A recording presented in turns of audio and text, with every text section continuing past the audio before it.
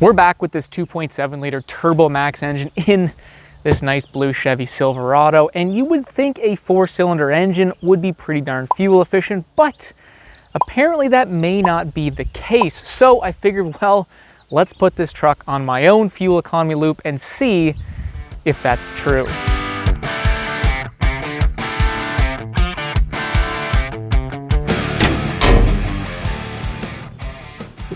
Fuel economy first caught my eye when I reviewed this truck over a year ago, and well, I was getting like 15, 16 miles per gallon, which seemed a little bit low for a 4-cylinder engine. Now, granted, that was in the middle of winter.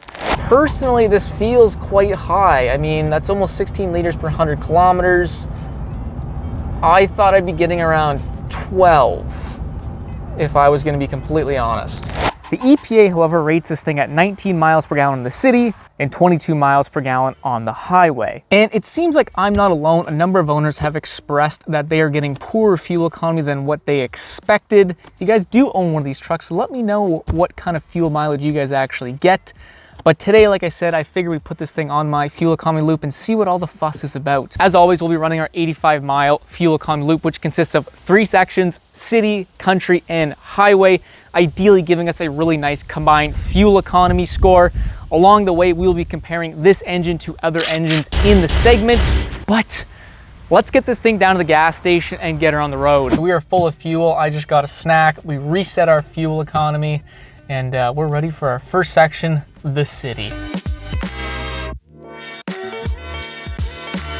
So as we sit at a red light here, our city section, we try to keep the truck at 60 kilometers an hour or 35 miles an hour, and that's the beauty of the city. It's unpredictable, lots of starting and stopping. That's oftentimes what results in poor fuel economy. But like all modern engines these days, they all have a couple tricks up their sleeve, and this 2.7 liter TurboMax is absolutely no exception. Firstly, as we come up to another stoplight, we have stop-start technology. So this engine should shut down. Either way, pretty obvious. When you're stopped in traffic, the engine should shut down. This should save some fuel. Another pretty obvious thing about this engine is simply just the displacement size. 2.7 liters is a pretty small engine, and so when you're in town, idling, not really having this engine under load, this engine is just going to use less fuel naturally versus, let's say, the 5.3 liter from GM or even the 6.2, which just have bigger displacements to fill with air and thus more fuel. This engine also has a pretty interesting thermal management, and it uses an electric water pump, and that should help save fuel because the water pump is not going to have to be spun by the accessory belt, sucking horsepower, and also sucking fuel. I'm very interested to see how this 2.7 liter fares against Ford's 2.7 liter EcoBoost. Obviously, they go about getting that displacement in 2 very different ways. So we have just left the city. We're now in our country section. We averaged 22.6 miles per gallon. The 2.7 liter EcoBoost was quite a bit more efficient in the city, although this is not bad. Fuel economy, we crushed the Toyota. We were better than the 3.5 liter EcoBoost. So it'll be very interesting to see as we get at these higher speeds to see how this engine fares. The 2.7 liter EcoBoost from Ford did not fare so well at higher speeds, and I think this engine might be a little bit better at those highway speeds, which I'll get into in just a little bit. For our country section, we put our cruise control at 56 miles an hour or 90 kilometers an hour, and we just kind of let the truck do its thing. Usually around these speeds, we see the best fuel economy come out of these turbocharged engines, and like I said, I feel like this 4-cylinder single turbocharged engine is going to excel around this speed.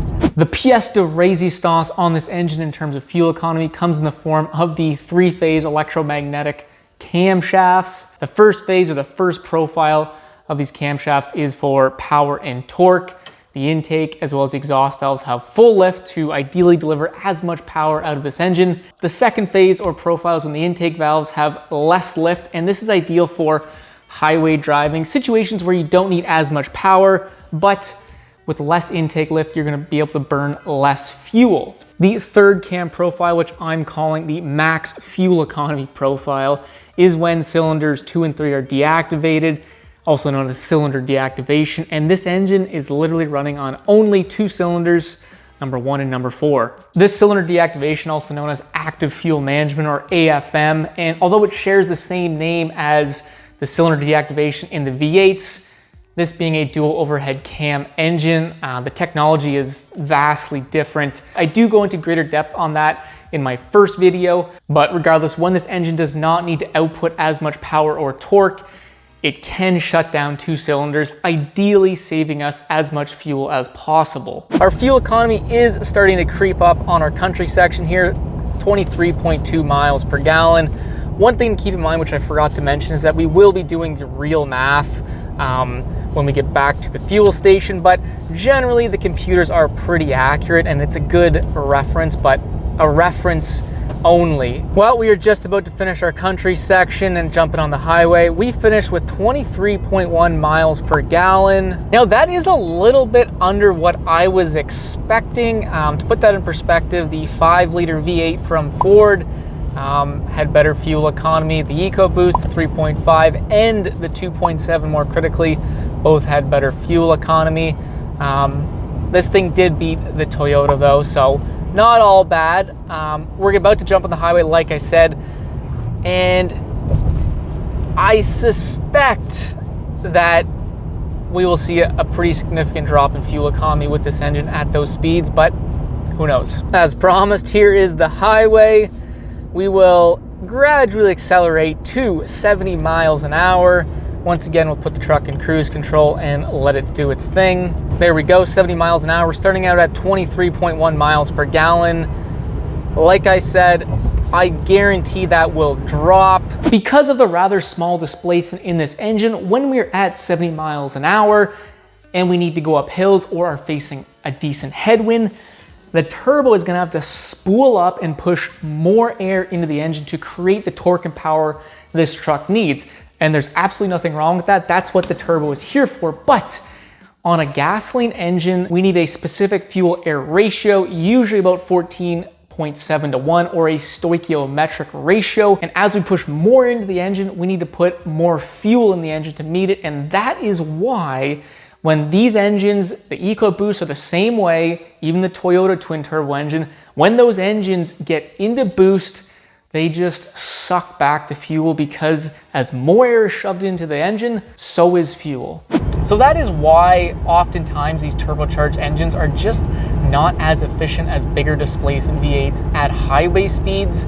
Either way, we will certainly give this engine a good fair shake, and we'll see where she sits at the end of our highway stretch. Well, we are just about to get off the highway. We are averaging 22.3 miles per gallon, which is a fair ways off the 2.7 liter EcoBoost. One thing to keep in mind, however, this is just what the computer says. When we did the real math with that EcoBoost, the 2.7, the fuel economy dropped pretty significantly. So we'll wait and see when we get the real numbers and truly determine how this truck did. But so far, it's looking a little bit underwhelming. All right, that's our first bump, 12.75 liters. We'll wait 30 seconds and go again. 3, 2, 1.